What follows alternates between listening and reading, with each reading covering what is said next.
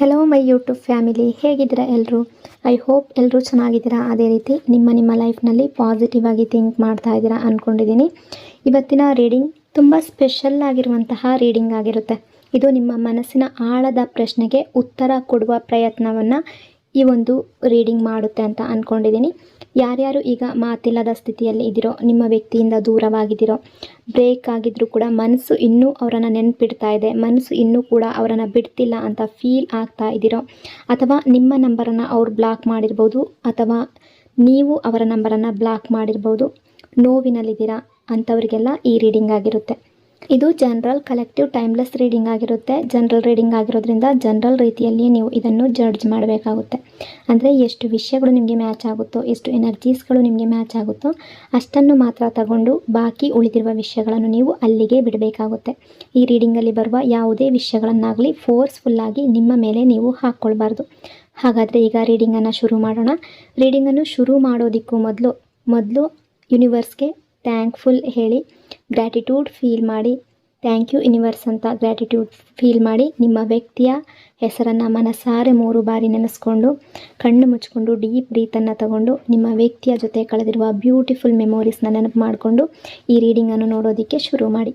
ರೀಡಿಂಗನ್ನು ನೋಡಬೇಕಾದ್ರೆ ವಿಡಿಯೋನ ಲೈಕ್ ಮಾಡ್ಕೊಳ್ಳಿ. ಅದೇ ರೀತಿ ಚಾನಲ್ನ ಸಬ್ಸ್ಕ್ರೈಬ್ ಮಾಡಿಕೊಂಡು ಕನೆಕ್ಟ್ ಆಗಿ. ಆಗ ನಿಮ್ಮ ಎನರ್ಜಿ ಅನ್ನೋದು ಇಲ್ಲಿ ಸರಿಯಾಗಿ ಕನೆಕ್ಟ್ ಆಗುತ್ತೆ. ಅದೇ ರೀತಿ ಈ ರೀಡಿಂಗ್ ಅನ್ನೋದು ನಿಮಗೆ ಸರಿಯಾಗಿ ರೆಸೊನೇಟ್ ಆಗುತ್ತೆ. ಯಾವುದೆಲ್ಲ ಎನರ್ಜಿ ಬರ್ತಾ ಇದೆ ಅಂತ ನೋಡೋಣ. 2 of cups, 9 of swords, king of pentacles, page of cups, 8 of swords, the moon. Bottom energy ace of pentacles ಬರ್ತಾ ಇದೆ. ಈಗ ತುಂಬ ಡೀಪಾಗಿ ಎನರ್ಜಿ ಯಾವ ರೀತಿ ಇದೆ ಅಂತ ನೋಡೋಣ. ನಿಮ್ಮಿಬ್ಬರ ರಿಲೇಷನ್ಶಿಪ್ ಎನರ್ಜಿಯನ್ನು ಕನೆಕ್ಟ್ ಮಾಡಿದಾಗ ಇದು ಒಂದು ಸಾಮಾನ್ಯ ಪರಿಚಯ ಅಲ್ಲ. ಇದು ಒಂದು ಸಣ್ಣದಾಗಿ ಶುರುವಾದಂತಹ ಇಷ್ಟ ಅಲ್ಲ. ಇದು ಮನಸ್ಸಿನ ಒಳಗೆ ಬೆಳೆದಿರುವಂತಹ ಒಂದು ಗಾಢ, ಒಂದು ಡೀಪ್ ಸಂಬಂಧ ಅನ್ನೋ ಎನರ್ಜಿ ಕಾಣ್ತಾ ಇದೆ. ನಿಮ್ಮಿಬ್ಬರ ನಡುವೆ ಏನೋ ಒಂದು ವಿಶೇಷ ಕನೆಕ್ಷನ್ ಇದೆ. ಈಗ ಪ್ರೆಸೆಂಟ್ ಟೈಮಲ್ಲಿ ಮಾತು ಇಲ್ಲದೆ ಇದ್ದರೂ ಕೂಡ, ಗ್ಯಾಪ್ ಬಂದಿದ್ದರೂ ಕೂಡ, ನೋ ಕಾಂಟ್ಯಾಕ್ಟ್ ಇದ್ದರೂ ಕೂಡ ಫೀಲ್ ಆಗುವ ಸಂಬಂಧ, ದೂರ ಇದ್ದರೂ ಕೂಡ ನೆನಪಾಗುವ ಸಂಬಂಧ. ಅಂದರೆ ನಿಮಗೂ ಕೂಡ ಮರೆಯೋದಕ್ಕೆ ಸಾಧ್ಯ ಆಗ್ತಾ ಇಲ್ಲ, ಆ ವ್ಯಕ್ತಿಗೂ ಕೂಡ ಮರೆಯೋದಕ್ಕೆ ಸಾಧ್ಯ ಆಗ್ತಾ ಇಲ್ಲ. ಆ ಎನರ್ಜಿ ಪ್ರೆಸೆಂಟ್ ಟೈಮಲ್ಲಿ ಬರ್ತಾ ಇದೆ. ಇಲ್ಲಿ ಮುಖ್ಯ ವಿಷಯ ಏನು ಅಂದರೆ, ನೀವು ಇಬ್ಬರು ಒಬ್ರನ್ನೊಬ್ಬರು ಲೈಟಾಗಿ ತೊಗೊಂಡಿಲ್ಲ. ಒಂದು ಸ್ಟೇಜ್ನಲ್ಲಿ ತುಂಬ ಹತ್ತಿರ ಆಗಿದ್ದೀರಾ. ಆದರೆ ಈಗ ಪರಿಸ್ಥಿತಿ ಯಾವ ರೀತಿ ಇದೆ ಅಂದರೆ, ಹೊರಗಡೆ ನೋಡಿದ್ರೆ ಎಲ್ಲ ಮುಗ್ದು ಹೋಗಿರೋ ರೀತಿ ಕಾಣ್ತಾ ಇದೆ. ಅಂದರೆ ರಿಲೇಷನ್ಶಿಪ್ ಎಂಡ್ ಆಗಿದೆ ಅನ್ನೋ ರೀತಿ ಕಾಣ್ತಾ ಇದೆ. ಆದರೆ ಒಳಗೆ ಬಾಂಡ್ ಇನ್ನೂ ಮುರಿದಿಲ್ಲ, ಇನ್ನೂ ಸ್ಟ್ರಾಂಗ್ ಆಗಿದೆ. ನೀವು ಸಮ್ ಟೈಮ್ ಥಿಂಕ್ ಮಾಡ್ತೀರಾ, ಇದು ಏನೋ ಒಂದು ವಿಚಿತ್ರ ಸಂಬಂಧ, ಏನೋ ಸ್ಪೆಷಲ್ ಇದೆ ಅಂತ. ನಿಮಗೆ ನೋವು ಕೊಟ್ಟಿರ್ಬೋದು, ಪೇಯ್ನ್ ಆಗಿರ್ಬೋದು ರಿಲೇಷನ್ಶಿಪ್ಪಿಂದ. ಬಟ್ ಈ ವ್ಯಕ್ತಿಯನ್ನು ಮರೆಯೋದಕ್ಕೆ ಸಾಧ್ಯ ಆಗ್ತಾ ಇಲ್ಲ. ಅಂದರೆ ಇದು ಸಾಮಾನ್ಯವಾಗಿರುವಂತಹ ಎನರ್ಜಿಯಲ್ಲಿ ಕಾಣ್ತಾ ಇಲ್ಲ. ಸೋಲ್ ಲೆವೆಲ್ ಕನೆಕ್ಷನ್ ಆಗಿರುವ ಸಾಧ್ಯತೆ ತುಂಬ ಜಾಸ್ತಿ ಆ ಎನರ್ಜಿ ಕಾಣ್ತಾ ಇದೆ. ನಿಮ್ಮ ವ್ಯಕ್ತಿಗೂ ಕೂಡ ಈ ಸಂಬಂಧದ ಬೆಲೆ ಗೊತ್ತಿದೆ. ಆದರೆ ಅವರು ಅದನ್ನು ಒಪ್ಕೊಳ್ಳುವ ಮಟ್ಟಕ್ಕೆ ಬಂದಿರಲಿಲ್ಲ. ಅವರು ಮನಸ್ಸಿನ ಒಳಗಡೆಯಿಂದ ಒಪ್ಕೊಂಡಿದ್ರು, ಬಟ್ ಹೊರಗಡೆಯಿಂದ ನಿರಾಕರಿಸ್ತಾ ಇದ್ರು ನಿಮ್ಮನ್ನು. ಇದು ಡೀಪ್ ಎನರ್ಜಿ ಕಾಣ್ತಾ ಇದೆ. 9 ಆಫ್ ಸ್ವಾರ್ಡ್ಸ್ ಎನರ್ಜಿ ಇದೆ. ನಿಮ್ಮ ವ್ಯಕ್ತಿಯ ಮನಸ್ಸಿನಲ್ಲಿ ಪ್ರೆಸೆಂಟ್ ಟೈಮಲ್ಲಿ ನಾನು ಹೇಳ್ತಾ ಇರುವಂಥದ್ದು ಕರೆಂಟ್ ಎನರ್ಜಿ ಪ್ರಕಾರ ಶಾಂತಿ ಅನ್ನೋದು ಇಲ್ಲ, ಸಮಾಧಾನ ಅನ್ನೋದು ಇಲ್ಲ. ದಿನದ ವೇಳೆ ಅವರು ತುಂಬ ಬ್ಯುಸಿಯಾಗಿರ್ಬೋದು, ಫ್ರೆಂಡ್ಸ್ಗಳ ಜೊತೆ ಇರ್ಬೋದು, ಫ್ಯಾಮಿಲಿ ಜೊತೆ ಇರ್ಬೋದು, ನಗ್ನಗ್ತಾ ಇದ್ದಾರೆ, ಅವರ ಕೆಲಸದಲ್ಲಿ ಬ್ಯುಸಿಯಾಗಿದ್ದಾರೆ. ಆದರೆ ರಾತ್ರಿ ಆದಾಗ ಅವರ ನಿಜ ಸ್ಥಿತಿ ಏನಿದೆ ಅದು ಶುರುವಾಗ್ಬಿಡುತ್ತೆ. ಯೋಚನೆಗಳು ನಿಲ್ಲೋದಿಲ್ಲ, ನೆನಪುಗಳು ಹೋಗೋದಿಲ್ಲ. ನಾನು ಯಾಕೆ ಹೀಗೆ ಮಾಡಿದೆ, ಅವರನ್ನು ನಾನು ಯಾಕೆ ಕಳ್ಕೊಂಡೆ, ಈ ಥರದ ಪ್ರಶ್ನೆಗಳು ತಲೆ ಒಳಗಡೆ ಓಡಾಡ್ತಾ ಇದೆ. ಗಿಲ್ಟ್ ಎನರ್ಜಿಯನ್ನು ತೋರಿಸ್ತಾ ಇದೆ. ಅವ್ರು ನಿಮಗೆ ಕೊಟ್ಟ ನೋವಿನ ಬಗ್ಗೆ ಅವರಿಗೆ ಅರಿವು ಬಂದಿದೆ. ನೀವು ತುಂಬ ಕಣ್ಣೀರು ಹಾಕಿರುವಂತಹ ಸಮಯ, ನೀವು ಅವರನ್ನು ವೆಯ್ಟ್ ಮಾಡಿದ ಸಮಯ, ಈಗ ಅದನ್ನೆಲ್ಲ ಅವರು ಇಂಟರ್ನಲಿ ಫೀಲ್ ಮಾಡ್ತಾ ಇದ್ದಾರೆ. ಬಟ್ ಸಮಸ್ಯೆ ಏನು ಅಂದರೆ, ಈ ಭಾವನೆಗಳನ್ನು, ಅವರ ಫೀಲಿಂಗ್ಸನ್ನು ಅವರು ಹೊರಗಡೆ ತೋರಿಸ್ತಾ ಇಲ್ಲ. ಒಳಗಡೆ ಅವರಿಗೆ ಕಷ್ಟ ಆಗ್ತಾ ಇದೆ, ಹೊರಗಡೆ ಶಾಂತಿಯಾಗಿ ಇರುವ ಫೀಲ್ ಮಾಡ್ತಾ ಇದ್ದಾರೆ. ಅಂದರೆ ಅವರು ನಟಿಸ್ತಾ ಇದ್ದಾರೆ, ಡ್ರಾಮಾ ಮಾಡ್ತಾ ಇದ್ದಾರೆ. ಹೊರಗಡೆಯಿಂದ ಸ್ಟ್ರಾಂಗ್ ಆಗಿದ್ದೀನಿ, ನಾನು ಹ್ಯಾಪಿ ಆಗಿದ್ದೀನಿ, ನೀನಿಲ್ಲದೆ ನಾನು ಹ್ಯಾಪಿಯಾಗಿರ್ತೀನಿ, ನನಗೆ ಯಾವುದೇ ತೊಂದರೆ ಇಲ್ಲ, ನಾನು ಯಾವುದೇ ಸಿಚುವೇಶನ್ ಬಂದರೂ ಫೇಸ್ ಮಾಡ್ತೀನಿ ಅನ್ನೋ ರೀತಿ ಅವರು ಹೊರಗಡೆ ತೋರಿಸ್ಕೊಳ್ತಾ ಇದ್ದಾರೆ. ಬಟ್ ಮನಸ್ಸಿನ ಒಳಗಡೆ ತುಂಬ ಕಷ್ಟ ಆಗ್ತಾ ಇದೆ. ಅವರಿಗೆ ಸಹಿಸ್ಕೊಳ್ಳೋದಕ್ಕೆ ಆಗ್ತಾ ಇಲ್ಲ. ಮನಸ್ಸು ಅನ್ನೋದು ಒಂದು ಕಡೆ ನಿಲ್ತಾ ಇಲ್ಲ. ಆ ಎನರ್ಜಿ ಇದೆ. ಕಿಂಗ್ ಆಫ್ ಪೆಂಟಿಕಲ್ಸ್ ಎನರ್ಜಿ ಇದೆ. ಈ ವ್ಯಕ್ತಿ ತುಂಬ ಸ್ಟ್ರಾಂಗ್, ಆ ರೀತಿ ಸ್ಟ್ರೆಂತಲ್ಲಿದ್ದಾರೆ. ಆದರೆ ಇದು ರಿಯಲ್ ಸ್ಟ್ರೆಂತ್ ಅಲ್ಲ, ಇದು ಕಂಟ್ರೋಲ್ ಮೇಂಟೈನ್ ಮಾಡುವ ಪ್ರಯತ್ನ. ನಿಮ್ಮ ವ್ಯಕ್ತಿ ಈಗ ಯಾವುದೋ ಒಂದು ಪಾತ್ರ, ಯಾವುದೋ ಒಂದು ನಟನೆಯಲ್ಲಿ ಒಂದು ಪಾತ್ರ ಅಭಿನಯಿಸ್ತಾ ಇದ್ದಾರೆ ಅಂತ ಅಂದ್ಕೊಳ್ಳಿ. ಅಂದರೆ ನಾನು ಫೈನ್ ಇದ್ದೀನಿ ಅನ್ನುವ ಪಾತ್ರ. ಅವರಿಗೆ ಎಲ್ಲವೂ ಅಂಡರ್ ಕಂಟ್ರೋಲ್ ಅನ್ನುವಂತೆ ತೋರಿಸ್ಬೇಕು. ಆದರೆ ಸತ್ಯ ಏನು ಅಂದರೆ ಅವರ ಒಳಗಿನ ಮನಸ್ಥಿತಿ ಸ್ಥಿರ ಆಗಿಲ್ಲ. ಅವರು ಎಮೋಷನ್ಸ್ ಹ್ಯಾಂಡಲ್ ಮಾಡೋದಕ್ಕೆ ಕಷ್ಟಪಡುವ ವ್ಯಕ್ತಿ. ಆ ರೀತಿಯ ಎನರ್ಜಿ ಇದೆ. ಫೀಲಿಂಗ್ಸ್ ಬಂದಾಗ ಅವಾಯ್ಡ್ ಮಾಡೋದು ಅವರಿಗೆ ಈಸಿ. ಅದಕ್ಕಾಗಿ ಅವರು ಅವರ ಮನಸ್ಸಿನಲ್ಲಿ ಈಗೋವನ್ನು ಇಟ್ಕೊಂಡಿದ್ದಾರೆ. ಒಂದು ವಾಲ್ ಕಟ್ಕೊಂಡಿದ್ದಾರೆ. ಸೆಲ್ಫ್ ರೆಸ್ಪೆಕ್ಟ್ ಅನ್ನೋ ಹೆಸರಿನಲ್ಲಿ ಇರುವ ಈಗೋ. ನಾನು ಹೋಗಿ ಮಾತಾಡೋದಿಲ್ಲ, ನಾನು ಫಸ್ಟ್ ಸ್ಟೆಪ್ಪನ್ನು ಹಾಕೋದಿಲ್ಲ, ಈ ಥರ ಒಂದು ಗೋಡೆಯನ್ನು ಹಾಕ್ಕೊಂಡಿದ್ದಾರೆ. ಆ ಎನರ್ಜಿ ಇದೆ. ಅವರು ಮೆಚ್ಯೂರ್ ಆಗಿರುವಂತೆ ಕಾಣ್ತಾರೆ. ಆದರೆ ಎಮೋಷ್ನಲ್ ಮೆಚ್ಯೂರಿಟಿ ಇನ್ನೂ ಗ್ರೋ ಆಗಬೇಕಾಗಿದೆ. ಎಮೋಷ್ನಲ್ಲಾಗಿ ಡೌನ್ ಆಗ್ತಾ ಇದ್ದಾರೆ. ಬಟ್ ಹೊರಗಡೆಯಿಂದ ಅವ್ರು ತೋರಿಸ್ತಾ ಇರುವಂಥದ್ದು, ನಾನು ತುಂಬ ಸ್ಟ್ರಾಂಗ್ ಆಗಿದ್ದೀನಿ, ನನಗೆ ಅವಶ್ಯಕತೆ ಇಲ್ಲ, ನೀನಿಲ್ಲದೆ ನಾನು ಇರ್ತೀನಿ, ನೀನು ಮಾತಾಡದೇ ಇದ್ದರೂ ಕೂಡ ನಾನು ಹ್ಯಾಪಿಯಾಗಿದ್ದೀನಿ, ನನ್ನ ಲೈಫ್ನಲ್ಲಿ ನೀನು ಇಲ್ಲ ಅನ್ನೋ ಕೊರತೆ ಇಲ್ಲ. ಈ ರೀತಿ ಅವರು ಅವರ ಫೀಲಿಂಗ್ಸನ್ನು ಎಕ್ಸ್ಪ್ರೆಸ್ ಮಾಡ್ತಾ ಇರಬಹುದು. ಬಟ್ ಮನಸ್ಸಿನ ಒಳಗಡೆ ತುಂಬ ನೆನಪುಗಳು ಕಾಡ್ತಾ ಇದೆ, ತುಂಬ ಡೌನ್ ಆಗ್ತಾ ಇದ್ದಾರೆ. ಆ ಎನರ್ಜಿ ಇದೆ. ಪೇಜ್ ಆಫ್ ಕಪ್ಸ್ ಎನರ್ಜಿ ಇದೆ. Pure feelings. ನಿಮ್ಮ ವ್ಯಕ್ತಿಯ ಹೃದಯದಲ್ಲಿ ಇನ್ನೂ ಕೂಡ ನಿಮ್ಮ ಬಗ್ಗೆ ಫೀಲಿಂಗ್ಸ್ ಇದೆ. ಅವ್ರು ನಿಮ್ಮ ಬಗ್ಗೆ ಕಂಪ್ಲೀಟ್ಲಿ ಮೂವ್ ಆನ್ ಆಗಿಲ್ಲ. ಕೆಲವೊಮ್ಮೆ ಅವ್ರಿಗೆ ನಿಮಗೆ ಮೆಸೇಜ್ ಮಾಡಬೇಕು ಅಂತ ಅನಿಸುತ್ತೆ, ಮಾತಾಡಬೇಕು ನಿಮ್ಮ ಜೊತೆ ಅಂತ ಅನಿಸುತ್ತೆ, ಕಾಲ್ ಮಾಡಬೇಕು ಅಂತ ಅನಿಸುತ್ತೆ. ಆದರೆ ಅವರು ಹಿಂಜರಿಕೆ ಫೀಲ್ ಮಾಡ್ತಾ ಇದ್ದಾರೆ. ಅವ್ರು ಅಂದ್ಕೊಳ್ತಾರೆ ನೀವು ರಿಪ್ಲೈ ಮಾಡ್ತೀರಾ, ರಿಜೆಕ್ಟ್ ಆಗಿಬಿಟ್ರೆ ಆ ಭಯ ಅವರನ್ನು ಅಲ್ಲಿಗೆ ತಡೆ ಹಿಡಿತಾ ಇದೆ. ಅಂದರೆ ಇನ್ನೋಸೆಂಟ್ ಲವ್ ಇದ್ದರೂ ಕೂಡ ಎಕ್ಸ್ಪ್ರೆಸ್ ಮಾಡುವಂತಹ ಧೈರ್ಯ ಇಲ್ಲ. ಸೀಕ್ರೆಟ್ಲಿ ನಿಮ್ಮ ಅಪ್ಡೇಟ್ಸನ್ನು ಅವರು ಗಮನಿಸ್ತಾ ಇದ್ದಾರೆ. ಅಂದರೆ ನಿಮ್ಮನ್ನು ಸೋಷಿಯಲ್ ಮೀಡಿಯಾದಲ್ಲಿ ಅಬ್ಸರ್ವ್ ಮಾಡ್ತಾ ಇದ್ದಾರೆ, ನಿಮ್ಮ DP ಚೆಕ್ ಮಾಡ್ತಾ ಇದ್ದಾರೆ, ನಿಮ್ಮ ಲಾಸ್ಟ್ ಸೀನ್ ನೋಡ್ತಾ ಇದ್ದಾರೆ, ಅಥವಾ ಬೇರೆಯವ್ರ ಮೂಲಕ ನಿಮ್ಮ ಬಗ್ಗೆ ತಿಳ್ಕೊಳ್ತಾ ಇದ್ದಾರೆ. ಅಂದರೆ ಫ್ರೆಂಡ್ಸ್ಗಳ ಮೂಲಕ ಆಗಿರಬಹುದು, ಅಥವಾ ನಿಮಗೆ ಮತ್ತು ಅವರಿಗೆ ಪರಿಚಯ ಇರುವಂಥ ವ್ಯಕ್ತಿಗಳ ಮೂಲಕ ಆಗಿರ್ಬೋದು, ಹೊರಗಿನವರ ಮೂಲಕ ಆಗಿರ್ಬೋದು, ಅಥವಾ ಆನ್ಲೈನ್ ಆಗಿರ್ಬೋದು. ನಿಮ್ಮ ಬಗ್ಗೆ ತಿಳ್ಕೊಳ್ಳೋದಕ್ಕೆ ಇಂಟ್ರೆಸ್ಟ್ ಇದೆ, ಅಟ್ಯಾಚ್ಮೆಂಟ್ ಅನ್ನೋದು ಇದೆ. ಬಟ್ ಅವರು ಹೊರಗಡೆಯಿಂದ ತೋರಿಸ್ಕೊಳ್ತಾ ಇಲ್ಲ ನಿಮಗೆ, ನಾನು ತುಂಬ ಸ್ಟ್ರಾಂಗ್ ಆಗಿದ್ದೀನಿ ಅನ್ನೋ ರೀತಿ ಫೀಲ್ ಮಾಡ್ತಾ ಇದ್ದಾರೆ. ಆ 8 ಆಫ್ ಸ್ವಾರ್ಡ್ಸ್ ಎನರ್ಜಿ ಇದೆ. ಅಂದರೆ ಸಿಚುವೇಷನಲ್ಲಿ ಸ್ಟಕ್ ಆಗಿದ್ದಾರೆ ಅನ್ನೋದನ್ನು ಕ್ಲಿಯರ್ ಸೈನ್. ನಿಮ್ಮ ವ್ಯಕ್ತಿ ಮುಂದೆ ಹೋಗೋದಕ್ಕೂ ಆಗ್ತಾ ಇಲ್ಲ, ಹಿಂದೆ ಬರೋದಕ್ಕೂ ಆಗ್ತಾ ಇಲ್ಲ. ತಮ್ಮದೇ ಯೋಚನೆಗಳಲ್ಲಿ ಸಿಕ್ಕಾಕೊಂಡಿದ್ದಾರೆ. ಮಾತಾಡೋಣ ಅನ್ನೋ ಸೈಡ್ ಇದೆ, ಬೇಡ ಬಿಡು ಅನ್ನೋ ಸೈಡ್ ಕೂಡ ಇದೆ. ಈಗೋ, ಅಹಂಕಾರ, ಅಥವಾ ಅವರು ಮನಸ್ಸಿನಲ್ಲೇ ಒಂದು ಈಗೋವನ್ನು ಇಟ್ಕೊಂಡಿದ್ದಾರೆ, ಆ್ಯಟಿಟ್ಯೂಡನ್ನು ಇಟ್ಕೊಂಡಿದ್ದಾರೆ. ಈ ಎರಡರ ನಡುವೆ ಫೈಟ್ ನಡೀತಾ ಇದೆ. ಬಟ್ ಆ್ಯಕ್ಷನ್ ಅನ್ನೋದು ಕಾಣ್ತಾ ಇಲ್ಲ. ಯೋಚನೆ ಮಾಡ್ತಾರೆ, ಆದರೆ ಮೂವ್ ಆಗ್ತಾ ಇಲ್ಲ. ಹೊರಗಿನ ಸಮಸ್ಯೆಗಳಿಂದ ಅವರ ಒಳಗಿನ ಕನ್ಫ್ಯೂಷನ್ ಅನ್ನೋದು ಜಾಸ್ತಿ ಆಗ್ತಾ ಇದೆ. ದ ಮೂನ್ ಎನರ್ಜಿ ಇದೆ. ಈ ವ್ಯಕ್ತಿ ರಿಯಲ್ ಎಮೋಷನ್ಸ್ನ ಹೈಡ್ ಮಾಡ್ತಾ ಇದ್ದಾರೆ. ಹೊರಗಡೆಯಿಂದ ತುಂಬ ಕೂಲ್ ಆಗಿದ್ದಾರೆ, ಹ್ಯಾಪಿ ಆಗಿದ್ದಾರೆ, ಏನೂ ಎಫೆಕ್ಟೇ ಆಗ್ತಾ ಇಲ್ಲ, ನಾನು ಹ್ಯಾಪಿ ಆಗಿದ್ದೀನಿ, ಸ್ಟ್ರಾಂಗ್ ಆಗಿದ್ದೀನಿ, ಆ ರೀತಿ ತೋರಿಸ್ಕೊಳ್ತಾ ಇದ್ದಾರೆ. ಬಟ್ ಮನಸ್ಸಿನ ಒಳಗಡೆ ಫಿಯರ್ ಇದೆ, ಕನ್ಫ್ಯೂಷನ್ ಇದೆ, ಇನ್ಸೆಕ್ಯೂರಿಟಿ ಫೀಲ್ ಆಗ್ತಾ ಇದ್ದಾರೆ. ಅವರ ಫೀಲಿಂಗ್ಸನ್ನು ಹೆದರಿಸೋದಕ್ಕೆ ಭಯ ಪಡ್ತಾ ಇದ್ದಾರೆ. ಅದಕ್ಕಾಗಿ ಅವರು ಆ್ಯಕ್ಟ್ ಮಾಡ್ತಾ ಇದ್ದಾರೆ. ನೀವು ನೋಡೋದು ಸರ್ಫೇಸ್ ಮಾತ್ರ. ರಿಯಲ್ ಸ್ಟೋರಿ ಅನ್ನೋದು ಡೀಪ್ ಆಗಿದೆ. ಅಂದರೆ ಕ್ಲಾರಿಟಿ ಅನ್ನೋದು ಇಲ್ಲ. ಬಟ್ ಸಮಯ ಬಂದಾಗ ಸತ್ಯ ತಾನಾಗೆ ಹೊರಗಡೆ ಬರುತ್ತೆ. ಎಷ್ಟು ದಿನ ಅಂತ ಅವರ ಫೀಲಿಂಗ್ಸನ್ನು ಮುಚ್ಚಿಟ್ಕೊಳ್ಳೋದಕ್ಕೆ ಸಾಧ್ಯ? ಆ ಫೀಲಿಂಗ್ಸ್ ಒಂದಲ್ಲ ಒಂದು ದಿನ ಹೊರಗಡೆ ಬರುತ್ತೆ ಅನ್ನೋ ಎನರ್ಜಿ ಕಾಣ್ತಾ ಇದೆ. ಏಸ್ ಆಫ್ ಪೆಂಟಿಕಲ್ಸ್ ಎನರ್ಜಿ ಇದೆ. ಒಂದು ಅವಕಾಶದ ಬಾಗಿಲು. ಅಂದರೆ ಒಂದು ವಿಷಯ ಅರ್ಥ ಮಾಡ್ಕೊಳ್ಳಿ, ಹಳೆಯದು ಮರಳಿ ಬರ್ತದೆ ಅಂತ ಅಲ್ಲ, ಇದು ಹೊಸ ರೀತಿಯಲ್ಲಿ ಶುರು ಆಗುವ ಸಾಧ್ಯತೆ ಇದೆ. ಅಂದರೆ ಈ ರಿಲೇಷನ್ಶಿಪ್ ಮುಗ್ದಿಲ್ಲ ಅನ್ನೋ ಎನರ್ಜಿ ಇದೆ. ಕಂಪ್ಲೀಟಾಗಿ ಮುಗೀತಾ ಅಂತ ನೀವು ಕೇಳೋದಾದರೆ ಇಲ್ಲ, ಇದು ಸಂಪೂರ್ಣವಾಗಿ ಅಂತ್ಯ ಆಗಿಲ್ಲ. ನೀವು ಇಬ್ಬರ ನಡುವೆ ಏನೋ ಒಂದು ಬಾಕಿ ಉಳಿದಿದೆ. ಹೇಳದ ಮಾತುಗಳು, ಮುಗಿಯದ ಭಾವನೆಗಳು.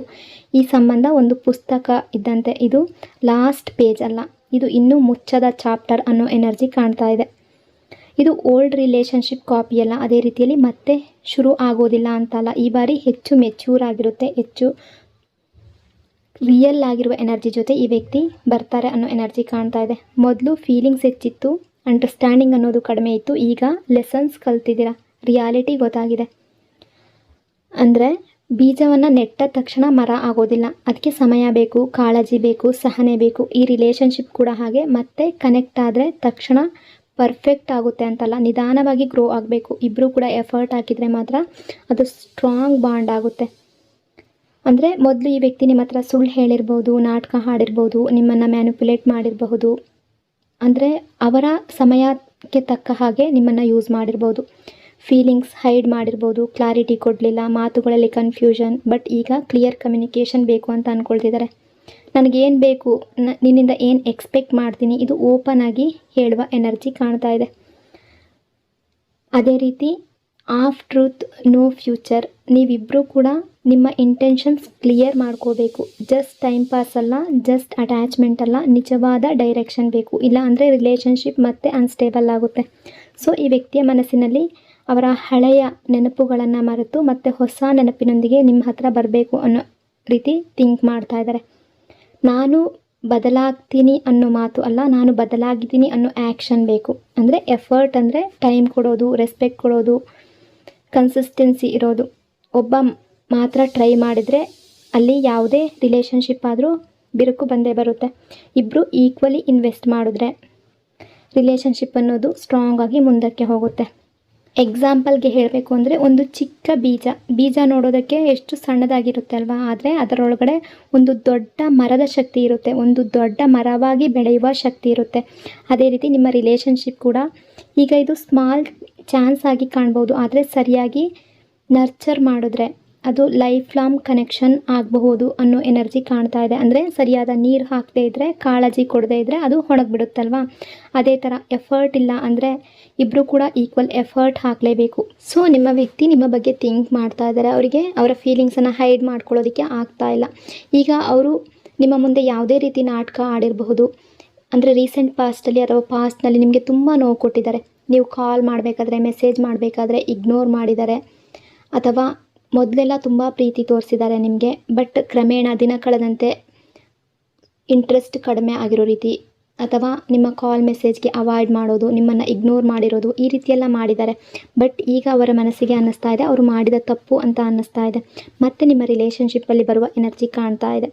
ಆದರೆ ನೀವು ಬ್ಲೈಂಡಾಗಿ ಟ್ರಸ್ಟ್ ಮಾಡಬೇಡಿ. ಅವಕಾಶ ಇದೆ, ಆದರೆ ಅದನ್ನು ನಿಜವಾದ ಪ್ರೀತಿಯಿಂದ ಬೆಳೆಸಿದರೆ ಮಾತ್ರ ಅದು ಜೀವನವಾಗುತ್ತೆ. ಕೆಲವೊಮ್ಮೆ ಜೀವನ ಮತ್ತು ಅವಕಾಶ ಕೊಡುತ್ತೆ, ಆದರೆ ಅದನ್ನು ಹಿಡ್ಕೊಳ್ಳುವಂತಹ ಧೈರ್ಯ ಮತ್ತು ಜ್ಞಾನ ನಮ್ಮಿಂದ ಬರಬೇಕು. ಅಂದರೆ ಈಗ ನಿಮ್ಮಿಬ್ಬರ ನಡುವೆ ನೋ ಕಾಂಟ್ಯಾಕ್ಟ್ ಇದೆ, ಸಪ್ರೇಷನ್ ಇದೆ, ಇಬ್ಬರು ದೂರ ಆಗಿದ್ದೀರಾ, ಗ್ಯಾಪ್ ಆಗಿದ್ದೀರಾ ಅಂದರೆ ನಿಮ್ಮ ಯೋಚನೆಗಳು ನಿಲ್ತಾ ಇಲ್ಲ, ಹೃದಯ ಭಾರ ಆಗಿದೆ, ನಾನು ಏನು ಮಾಡಬೇಕು ಅನ್ನೋ ಪ್ರಶ್ನೆ ಮಾತ್ರ ಉಳಿದಿರುತ್ತೆ. ಬಟ್ ಯೂನಿವರ್ಸ್ ನಿಮಗೆ ಯಾವ ಗೈಡೆನ್ಸ್ ಕೊಡ್ತಾ ಇದೆ ಅಂದರೆ, ಮೊದಲು ನೀವು ಕಾಮ್ ಆಗಿರೋದು ಅಂದರೆ ಏನೋ ಫೀಲ್ ಮಾಡಬಾರ್ದು ಅಂತ ಅಲ್ಲ, ನೋವು ಇಲ್ಲ ಅನ್ನೋದು ಅಲ್ಲ. ಕಾಮ್ ಅಂದರೆ ಒಳಗಡೆ ಬಿರುಗಾಳಿ ಹೇಳ್ತಾ ಇರುತ್ತೆ, ದುಃಖ ಇದ್ದೇ ಇದೆ ನಿಮಗೆ, ಹೊರಗಡೆ ಕುಸಿಯದೆ ನಿಂತ್ಕೊಳ್ಬೇಕು. ಕೆಲವೊಮ್ಮೆ ಜೀವನದಲ್ಲೂ ಓಡೋದೇ ಸೊಲ್ಯೂಷನ್ ಅಲ್ಲ, ನಿಂತು ಉಸಿರೆಳೆದುಕೊಂಡು ನಮ್ಮ ಮನಸ್ಸನ್ನು ನಾವು ಹಿಡ್ಕೊಳ್ಳೋದು ಕೂಡ ಮುಖ್ಯ. ಹಾಗಾಗಿ ನೀವು ಕಾಮ್ ಆಗಿದ್ರೆ ಮಾತ್ರ ಸರಿಯಾದ ಡಿಸಿಷನ್ ತಗೊಳ್ಳೋದಕ್ಕೆ ಸಾಧ್ಯ ಆಗುತ್ತೆ. ಇಲ್ಲ ಅಂದರೆ ಎಮೋಷನ್ಸ್ನಲ್ಲಿ ತೆಗೆದುಕೊಂಡ ನಿರ್ಧಾರ ಆಗಿರ್ಬೋದು, ಡಿಸಿಷನ್ ಆಗಿರಬಹುದು, ಅಥವಾ ಆ್ಯಕ್ಷನ್ಸ್ ಆಗಿರಬಹುದು, ಮತ್ತೆ ನೋವಿಗೆ ಕರ್ಕೊಂಡು ಹೋಗುತ್ತೆ. ಓವರ್ ಥಿಂಕಿಂಗನ್ನು ಕಡಿಮೆ ಮಾಡಿ. ನೀವೀಗ ಏನು ಮಾಡ್ತಿರೋ ದೊಡ್ಡ ತಪ್ಪು ಅಂದರೆ ಪ್ರತಿಯೊಂದು ಸಣ್ಣ ವಿಷಯವನ್ನು ಕೂಡ ದೊಡ್ಡದಾಗಿ ಯೋಚನೆ ಮಾಡೋದು. ಅವ್ರು ಯಾಕೆ ರಿಪ್ಲೈ ಮಾಡ್ತಾ ಇಲ್ಲ, ಅವ್ರು ನನ್ನನ್ನು ಮಿಸ್ ಮಾಡ್ತಾ ಇದ್ದಾರಾ, ಅವರು ಇನ್ನೊಬ್ಬರ ಜೊತೆ ಇದ್ದಾರಾ, ಈ ಪ್ರಶ್ನೆಗಳು ನಿಮ್ಮ ಮನಸ್ಸನ್ನು ಹಿಂಸೆ ಮಾಡ್ತಾ ಇದೆ ಅಲ್ವಾ. ಅದನ್ನು ಅಲ್ಲಿಗೆ ಬಿಟ್ಬಿಡಿ. ಅಂದರೆ ಆ ವ್ಯಕ್ತಿಗೆ ಅವರು ಏನೇ ಫೇಸ್ ಅಂದರೆ ಈಗೋಯಿಂದ ವರ್ತನೆ ಮಾಡ್ತಾ ಇರಬಹುದು, ರೂಢಾಗಿ ಬಿಹೇವ್ ಮಾಡಿರ್ಬೋದು, ಅದೆಲ್ಲದರ ಅರಿವಾಗಿದೆ ಅವ್ರಿಗೆ. ಸತ್ಯ ಅನ್ನೋದು ಹೊರಗಡೆ ಬಂದೇ ಬರುತ್ತೆ. ಎಷ್ಟು ದಿನ ಅಂತ ಅವ್ರು ಮುಚ್ಚಿಟ್ಕೊಳ್ಳೋದಕ್ಕೆ ಸಾಧ್ಯ. ಕೆಲವೊಂದು ಪ್ರಶ್ನೆಗಳು ಸಮಯ ಬಂದಾಗ ಸ್ವತಃ ಉತ್ತರ ಕೊಡುತ್ತೆ. ಅಂದರೆ ನೀವು ತುಂಬ ಯೋಚನೆ ಮಾಡ್ತಾ ಇದ್ದರೆ ಕ್ಲಾರಿಟಿ ಬರುತ್ತೆ ಅಂತ ಅಂದ್ಕೋಬೇಡಿ. ತುಂಬ ಓವರ್ ಥಿಂಕಿಂಗ್ ಮಾಡ್ತಾ ಇದ್ದರೆ ಕ್ಲಾರಿಟಿ ಬರೋದಿಲ್ಲ, ಕನ್ಫ್ಯೂಷನ್ ಮಾತ್ರ ಹೆಚ್ಚಾಗುತ್ತೆ. ಹಾಗಾಗಿ ನಿಮ್ಮ ಮನಸ್ಸಿಗೆ ನೀವು ಹೇಳಿ, ಸಾಕು ಈಗ ಇಲ್ಲಿಗೆ ಇನಫ್, ಸಾಕು ಮಾಡು ಅಂತ ನೀವು ಹೇಳಿ ಓವರ್ ಥಿಂಕಿಂಗನ್ನು ಮಾಡಬೇಡಿ. ನಿಮ್ಮ ವ್ಯಾಲ್ಯೂವನ್ನು ಮರಿಬೇಡಿ. ನೀವು ತುಂಬ ಸಮಯ ಕೊಟ್ಟಿದ್ದೀರಾ, ಪ್ರೀತಿ ಕೊಟ್ಟಿದ್ದೀರಾ, ಕಾಳಜಿ ತೋರಿಸಿದ್ದೀರಾ, ಅದು ಸಣ್ಣ ವಿಷಯ ಅಂತಲ್ಲ. ಆದರೆ ಈಗ ಏನಾಗ್ತಿದೆ ಅಂದರೆ ನಿಮ್ಮ ವ್ಯಾಲ್ಯೂವನ್ನು ಕಡಿಮೆ ಮಾಡ್ಕೊಳ್ತಾ ಇದ್ದೀರಾ. ಅವ್ರು ಬಂದರೆ ನಾನು ಹ್ಯಾಪಿ, ಅವ್ರು ಮಾತಾಡಿದ್ರೆ ನನಗೆ ಪೀಸ್. ಇಲ್ಲ, ಆ ರೀತಿ ಯೋಚನೆ ಮಾಡಬಾರ್ದು. ನಿಮ್ಮ ಪೀಸ್ ಅನ್ನೋದು, ನಿಮ್ಮ ಹ್ಯಾಪಿನೆಸ್ ಅನ್ನೋದು ಯಾರ ಮೇಲೂ ಡಿಪೆಂಡ್ ಆಗಿರ್ಬೋದು. ನೀವು ಕಂಪ್ಲೀಟ್ ಆಗಿರುವ ಒಬ್ಬ ವ್ಯಕ್ತಿ, ಯಾರಾದರೂ ಬಂದರೆ ನಿಮ್ಮ ಲೈಫ್ ಬೆಟರ್ ಆಗ್ಬೋದು, ಆದರೆ ಅವರು ಇಲ್ಲ ಅಂದರೆ ನಿಮ್ಮ ಲೈಫ್ ಎಂಟಿ ಅಂತ ಅಂದ್ಕೊಳ್ಬಾರ್ದು. ನಿಮ್ಮನ್ನು ನೀವು ಕಳ್ಕೊಳ್ಬಾರ್ದು. ನಿಮ್ಮ ವ್ಯಾಲ್ಯೂ ಅರಿತುಕೊಳ್ಳುವ ದಿನ ಬಂದೇ ಬರುತ್ತೆ. ಆ ವ್ಯಕ್ತಿಗೂ ಕೂಡ ನಿಮ್ಮ ವ್ಯಾಲ್ಯೂ ಏನು ಅನ್ನೋದು ಅರ್ಥ ಆಗಿದೆ. ಮೊದಲು ಅವರ ಬಿಹೇವಿಯರ್ ನಿಮ್ಮ ಹ್ಯಾಪಿನೆಸ್ನ ಡಿಸೈಡ್ ಮಾಡಬಾರ್ದು, ಅದನ್ನು ಅರ್ಥ ಮಾಡ್ಕೊಳ್ಳಿ. ಅವರು ರಿಪ್ಲೈ ಮಾಡ್ತಾರಾ ಇಲ್ವಾ, ಅವರು ಕಾಲ್ ಮಾಡ್ತಾರಾ ಇಲ್ವಾ, ಇದನ್ನು ನೋಡಿ ನಿಮ್ಮ ಮೂಡ್ ಚೇಂಜ್ ಆಗಬಾರ್ದು. ಯಾಕೆಂದರೆ ನೀವು ನಿಮ್ಮ ಜೀವನದ ಓನರ್ ಆಗಿರ್ತೀರ. ನಿಮ್ಮ ಜೀವನದ ಓನರ್ ಅವರಲ್ಲ, ನೀವು. ಅವರ ಆ್ಯಕ್ಷನ್ಸ್ ನಿಮ್ಮ ಜೀವನದ ರಿಮೋಟ್ ಆಗಬಾರ್ದು.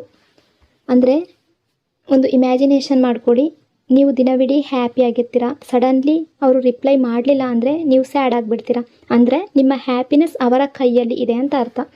ಇದು ಡೇಂಜರಸ್ ಅಲ್ವಾ. ಇದು ಓವರ್ ಥಿಂಕಿಂಗ್. ನಿಮ್ಮ ಎಮೋಷನ್ಸ್ ಕಂಟ್ರೋಲ್ ನಿಮ್ಮ ಕೈಯಲ್ಲೇ ಇರಬೇಕು.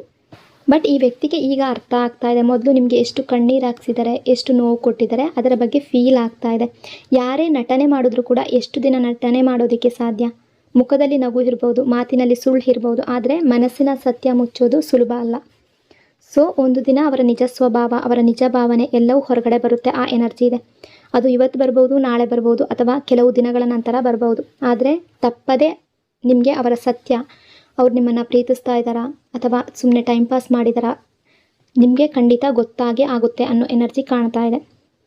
ಅಂದರೆ ಸಮಯವೇ ಅವ್ರಿಗೆ ನಿಮ್ಮ ಮೇಲೆ ಯಾವ ಫೀಲ್ ಇತ್ತು, ಅವ್ರು ಯಾಕೆ ಆ ರೀತಿ ಮಾಡಿದ್ರು, ಆ ನಿಜ ಮುಖ ತೋರಿಸುತ್ತೆ. ಬಟ್ ನೀವೇನು ಮಾಡಬೇಕು ಅಂದರೆ ಸೆಲ್ಫ್ ರೆಸ್ಪೆಕ್ಟನ್ನು ಜಾಸ್ತಿ ಮಾಡ್ಕೊಳ್ಳಿ, ಪೇಷನ್ಸಿಂದ ಇರಿ, ತುಂಬ ಓವರ್ ಥಿಂಕಿಂಗ್ ಮಾಡಬೇಡಿ. ಕೆಲವೊಮ್ಮೆ ನಾವು ತುಂಬ ಹಿಡ್ಕೊಂಡಿರುವ ವ್ಯಕ್ತಿ ನಮ್ಮ ಜೀವನಕ್ಕೆ ಸರಿಯಾದವರು ಕೂಡ ಆಗಿರೋದಿಲ್ಲ. ಅಂದರೆ ಇಲ್ಲಿ ಎನರ್ಜಿ ಯಾವ ರೀತಿ ನಿಮಗೆ ಮ್ಯಾಚ್ ಆಗುತ್ತೋ ಆ ರೀತಿ ನೀವು ತಗೋಬೇಕಾಗುತ್ತೆ. ಒಬ್ಬ ವ್ಯಕ್ತಿಯನ್ನು ನಾವು ತುಂಬ ಟೈಟಾಗಿ ಇಟ್ಕೊಂಡಿದ್ದೀವಿ ಅಂದರೆ ಅವರು ನಮ್ಮ ಜೀವನಕ್ಕೆ ಸರಿಯಾದವರು ಆಗಿರೋದಿಲ್ಲ ಕೆಲವೊಂದು ಸಲ, ನಾನು ಹೇಳ್ತಾ ಇರೋದು. ಆದರೆ ಬಿಡೋದಕ್ಕೆ ನಾವು ಹೆದರ್ತೀವಿ, ಯಾಕೆಂದರೆ ನಾವು ಪ್ರೀತಿಸ್ತಾ ಇದ್ದೀವಲ್ಲ, ನಾವು ತುಂಬ ಲೈಕ್ ಮಾಡ್ತಾ ಇದ್ದೀವಿ, ಆ ವ್ಯಕ್ತಿ ಇಲ್ಲದೆ ನನಗೆ ಲೈಫ್ ಇಲ್ಲ ಅಂತ ಅಂದ್ಕೊಳ್ತಾ ಇದ್ದೀವಿ. ಸೊ ಅವರನ್ನು ಬಿಡೋದಕ್ಕೆ ಹೆದರ್ತೀವಿ. ಆದರೆ ನೆನಪಿಡಿ, ಪ್ರೀತಿ ಅಂದರೆ ನೋವಿನಲ್ಲಿ ಇರೋದು ಅಲ್ಲ, ಪ್ರೀತಿ ಅಂದರೆ ಶಾಂತಿ ಕೊಡೋದು. ನಿಮ್ಮ ಹೃದಯಕ್ಕೆ ಶಾಂತಿ ಸಿಗೋದು ಯಾವತ್ತೂ ಸರಿಯಾದ ದಾರಿಯಾಗಿರುತ್ತೆ. ಸೊ ನಿಮ್ಮ ರಿಲೇಷನ್ಶಿಪ್ಪಲ್ಲಿ ಕೂಡ ಸಮಯ ಬಂದಾಗ ಸತ್ಯ ಅನ್ನೋದು ಹೊರಗಡೆ ಬರುತ್ತೆ ಅನ್ನೋ ಎನರ್ಜಿ ಕಾಣ್ತಾ ಇದೆ. ಅಲ್ಲಿವರೆಗೂ ಕಾಮಾಗಿ ಸ್ಟ್ರಾಂಗ್ ಆಗಿರಿ. ನಿಮ್ಮನ್ನು ನೀವೇ ಪ್ರೀತಿಸೋದಕ್ಕೆ, ಸೆಲ್ಫ್ ಲವ್ ಮಾಡ್ಕೊಳ್ಳೋದಕ್ಕೆ ಶುರು ಮಾಡಿ. ಅಂದರೆ ಕೆಲವೊಂದು ಸಲ ಕೆಲವರು ನಮ್ಮ ಜೀವನದಿಂದ ದೂರ ಹೋಗೋದಕ್ಕೆ ಕಾರಣ ಏನು ಅಂದರೆ ಅವರು ನಮ್ಮನ್ನು ಇಷ್ಟಪಡೋದಿಲ್ಲ ಅಂತಲ್ಲ, ಅವರು ತಮ್ಮ ಒಳಗಿನ ಭಾವನೆಗಳನ್ನು ತೋರಿಸೋದಕ್ಕೆ ಭಯಪಟ್ಟು ಒಂದು ಮುಖದ ಮೇಲೆ ಒಂದು ನಗುವನ್ನು ಮಾತ್ರ ಹೊರಗಡೆ ತೋರಿಸ್ಕೊಳ್ತಾ ನಮಗೆ ಏನೂ ಆಗಿಲ್ಲ ಅನ್ನೋ ರೀತಿ ದೂರ ಸರಿತಾರೆ. ಅವರು ತಮ್ಮ ಬಿಹೇವಿಯರಿಂದ, ಅವರ ಮಾತುಗಳಿಂದ, ಅವರ ಮೌನದಿಂದ ನಿಮಗೆ ದೂರ ಆಗಿರುವಂತೆ ತೋರಿಸ್ಬೋದು. ಆದರೆ ಒಂದು ಸತ್ಯ ಏನು ಅಂದರೆ ನೆನಪುಗಳಿಂದ ಯಾರೂ ಓಡಿ ಹೋಗೋದಕ್ಕೆ ಸಾಧ್ಯನೇ ಆಗೋದಿಲ್ಲ.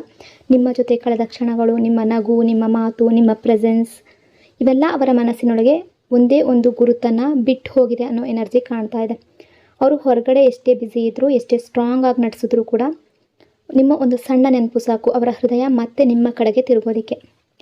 ಇದೇ ಕಾರಣಕ್ಕೆ ನೀವು ಕೂಡ ಯೋಚನೆ ಮಾಡ್ತಾ ಇರ್ತೀರ, ಅವ್ರು ನನಗೆ ಕಂಪ್ಲೀಟಾಗಿ ಫರ್ಗೆಟ್ ಮಾಡಿಬಿಟ್ಟಿದ್ದಾರಾ, ನನ್ನನ್ನು ಮರೆತು ಬಿಟ್ಟಿದ್ದಾರಾ ಅಂತ. ಬಟ್ ಇಲ್ಲ, ಸಂಪೂರ್ಣವಾಗಿ ಯಾರನ್ನು ಮರೆಯೋದಕ್ಕೆ ಆಗೋದಿಲ್ಲ. ಅದೇ ರೀತಿ ನಿಮ್ಮ ಜೀವನದಲ್ಲಿ ಶಾಂತಿ ಅನ್ನೋದು ಬರಲಿ, ಸಂತೋಷ ಅನ್ನೋದು ಹೆಚ್ಚಾಗಲಿ, ಹ್ಯಾಪಿನೆಸ್ ಅನ್ನೋದು ತುಂಬಿರಲಿ, ನಿಮ್ಮ ಮನಸ್ಸು ಅನ್ನೋದು ಹಗುರವಾಗಿರಲಿ. ನೀವು ಯಾರನ್ನು ಪ್ರೀತಿಸ್ತಾ ಇದ್ದೀರೋ ಅವ್ರಿಗೆ ನಿಮ್ಮ ವ್ಯಾಲ್ಯೂ ಏನು ಅನ್ನೋದು ಅರ್ಥ ಆಗಿ, ನಿಮ್ಮ ನಿಜವಾದ ಲವ್ ಅನ್ನೋದು, ಜೆನ್ಯೂನ್ ಲವ್ ಅನ್ನೋದು ನಿಮಗೆ ಸಿಗಲಿ. ನಿಮ್ಮ ಜೀವನದಲ್ಲಿ ಕ್ಲಾರಿಟಿ ಅನ್ನೋದು ಬರಲಿ, ಕನ್ಫ್ಯೂಷನ್ ಅನ್ನೋದು ಕಡಿಮೆ ಆಗಲಿ. ನೀವು ರಾತ್ರಿ ಮಲಗಬೇಕಾದ್ರೆ ಮನಸ್ಸು ಅನ್ನೋದು ಶಾಂತವಾಗಿರಲಿ. ನೀವು ಬೆಳಗ್ಗೆ ಎದ್ದಾಗ ಹೊಸ ಹೋಪ್ ಅನ್ನೋದು ನಿಮಗೆ ಸಿಗಲಿ. ಎಲ್ಲರೂ ಹ್ಯಾಪಿಯಾಗಿರಿ, ಎಲ್ಲರೂ ಖುಷಿಯಾಗಿರಿ ನಿಮ್ಮ ಲೈಫ್ನಲ್ಲಿ ಅಂತ ಬ್ಲೆಸ್ ಮಾಡ್ತಾ, ಜೀವನದಲ್ಲಿ ಎಲ್ರಿಗೂ ಕೂಡ ಕಷ್ಟ ಸುಖ ಎರಡೂ ಕೂಡ ಬಂದೇ ಬರುತ್ತೆ.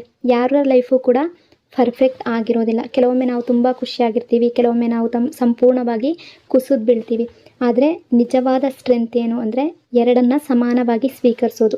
ದುಃಖ ಬಂದಾಗ ಇದು ಯಾಕೆ ನನಗೆ ಮಾತ್ರ ಅಂತ ಯೋಚಿಸಬೇಡಿ, ಯಾಕೆಂದರೆ ಸಮಸ್ಯೆ ಅನ್ನೋದು ಎಲ್ಲರ ಜೀವನದಲ್ಲೂ ಬರುತ್ತೆ. ನೀವು ಮಾತ್ರ ಅಲ್ಲ ಸಮಸ್ಯೆಯನ್ನು ಫೇಸ್ ಮಾಡ್ತಾ ಇರೋದು. ಪ್ರತಿಯೊಬ್ಬರು ತಮ್ಮ ತಮ್ಮ ಹೋರಾಟ ಅವರವರ ಜೀವನದಲ್ಲಿ ಮಾಡ್ತಾ ಇರ್ತಾರೆ. ಅದನ್ನು ನೆನ್ಪಿಟ್ಕೋಬೇಕು. ನಿಮ್ಮ ನೋವನ್ನು ರೆಸ್ಪೆಕ್ಟ್ ಮಾಡಿ, ಆದರೆ ಅದರಲ್ಲೇ ಸಿಕ್ಕಾಕೊಂಡು ಇರೋದಲ್ಲ. ಅಂದರೆ ನೀವು ಅದರಲ್ಲೇ ಸಿಕ್ಕಾಕೊಂಡ್ರೆ ಕೇವಲ ದುಃಖ ಮಾತ್ರ ಕಾಣ್ತೀರಾ.